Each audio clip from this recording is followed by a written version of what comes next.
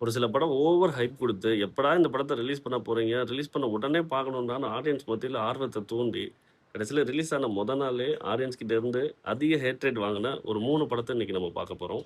அதுல ஃபர்ஸ்ட் வந்து கபாலி.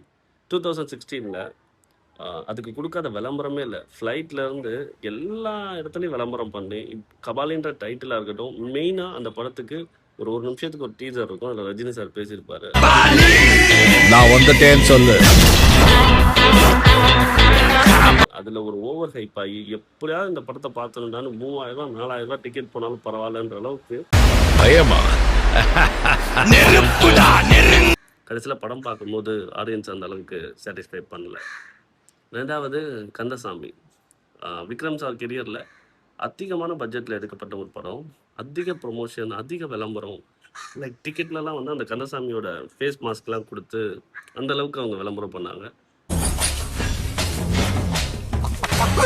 கடைசியில படமா பார்க்கும்போது ஆடியன்ஸ் கிட்ட அந்த அளவுக்கு வரவேற்பு கிடைக்கல.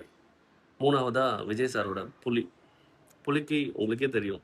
டி. ராஜேந்திர சார்லேருந்து எல்லாருமே ப்ரமோஷன் பண்ணாங்க. லைக் அது ஒரு மாஸ் படம் மாரி ஆக்கிட்டாங்க.